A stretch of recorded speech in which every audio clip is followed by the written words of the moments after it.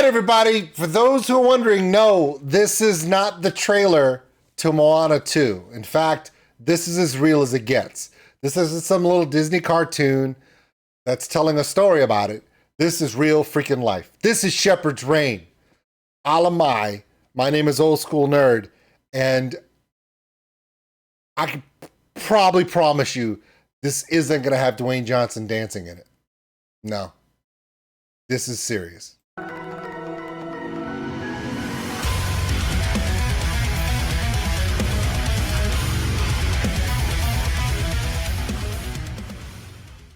The guys from Shepherd Reigns warned me about this a few weeks back. It's here now. I don't know if we're ready, because the last few they've done really stirred the soul. They're not just telling you flowery, fun stories about Samoan culture. It's a culture of tragedy, of power, of fighting back, of triumph, of more tragedy. It is a vicious cycle. But it's some of the best storytelling you'll ever see. Here we go. Shepherd's Reign, Ala Mai.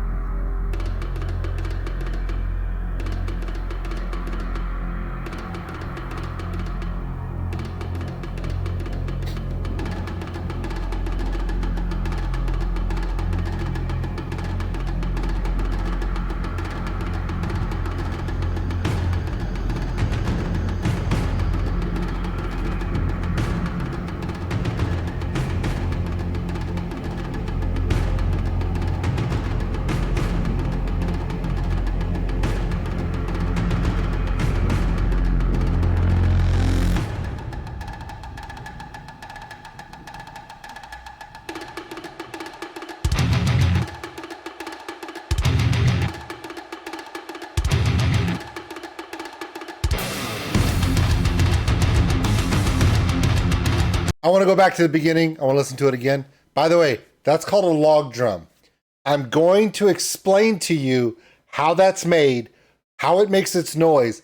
It is one of the most iconic cultural instruments in all of Polynesia. They're amazing.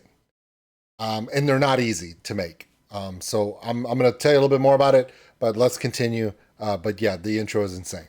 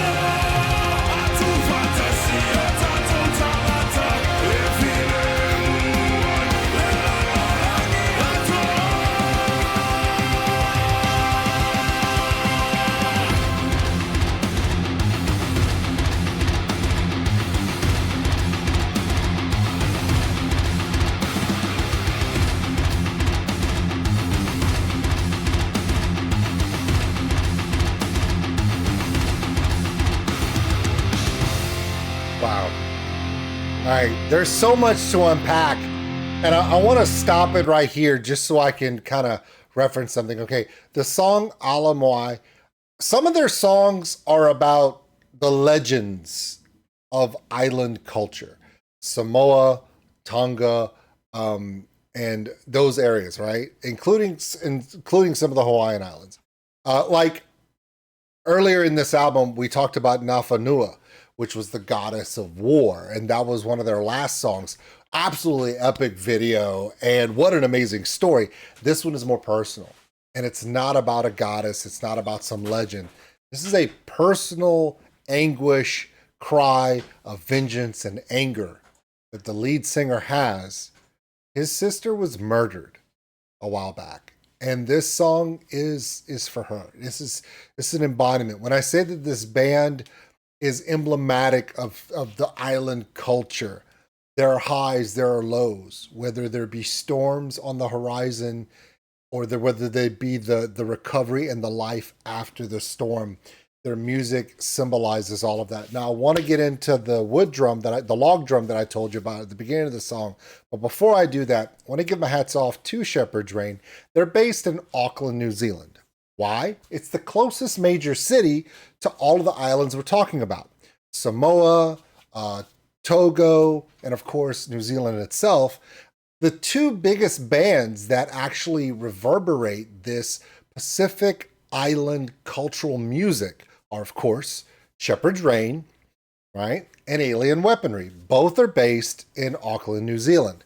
Now, this is probably one of the best versions of Shepherd's Reign. Now, I love Nafanua. I thought that was an amazing song. It was one of their best songs ever. This one is so personal because of its story. It does touch my heart, and it angers me for him.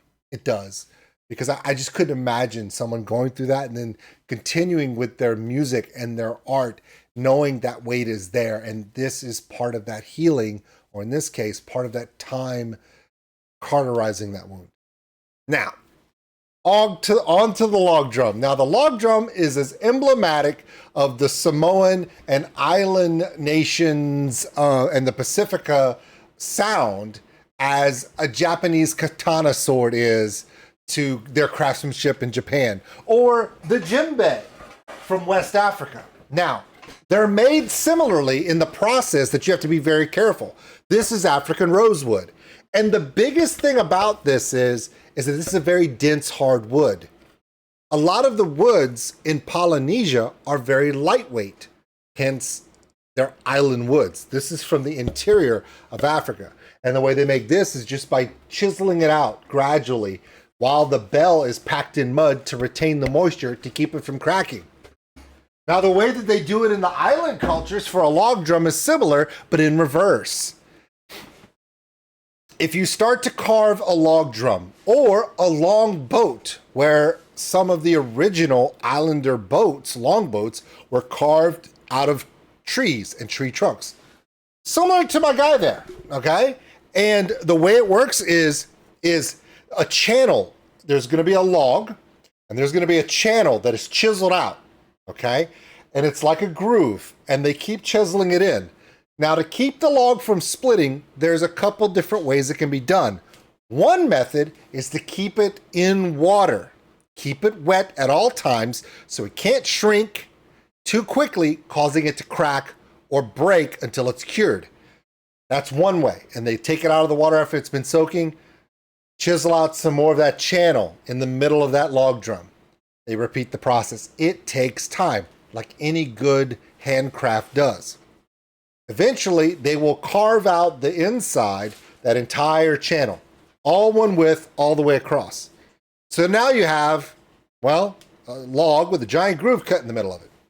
Here's how it becomes a drum. They gradually carve out more of the inside of that log.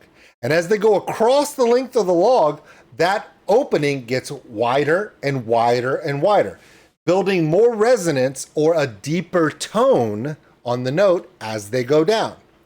Here's the kicker. If you don't do it right, it can crack, it can split, the log can dry out. And the key is we're trying to cure the log. Now, I talked about the waterborne method.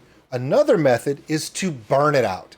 They'll literally carve that channel, drop coals in it, burning the wood and shaving the wood out after the coals have dried it out, because the heat of the coals will rapidly dry the wood, allowing them to shave it out without having to worry about the wood splitting or breaking the bell that they've created in the bottom. Craftsmen do this. It isn't just something that a lot of people just do. You can't just go take an oak branch from your house and do this. Most woods, this won't work. But the method I've seen done, that I've actually gotten a chance to watch, was actually the one where they use coals and fire to burn out the center of the log and then just shave the charred remains out, versus cutting the wood, exposing the moisture and causing it to split. It's a very interesting process. It's a beautiful instrument. Some are very, very slight in their change. Some are drastic in the change from one end, where it's literally like a clav stick, all the way to almost like a xylophone low end, like a tom drum. It's a beautiful instrument. And it is one of the official instruments that is iconic in the Pacific Islands. I mean, it's one of the only places you're ever going to see it is in the Pacific. You don't see it a lot in other cultures because the wood that's available there, the craftsman, the tradition, and the way to use it. So yeah, it's a beautiful instrument. I love that Shepherd's Rain does it, because they're one of the few bands that I see that use it. When you look at Bloodywood from India and they play the dol drum, it's enigmatic of their society, that Bengali swing Punjab flow, which we love. When you see bands from Africa play the djembe, or you see bands from Germany and they play the bagpipes, or Scotland, they play the bagpipes, or whatever Nordic countries use in different primitive style musical instruments, it's cultural and we love it. It's absolutely beautiful. So there you go, Shepherd's Rain, Alamai. And to the members of Shepherd's Rain, thank you for sharing your art, your culture, your music with us. Your loss is our loss, because we love your music. And because of your pain, this beautiful music was created. So we thank you, but we still carry that, and we are forever sending our good energies for your healing of your family through this horrible, horrible tragedy. And with that, everyone, please check out Shepherd's Rain's album. This thing is absolutely amazing. And everything they've done has just impressed me every time.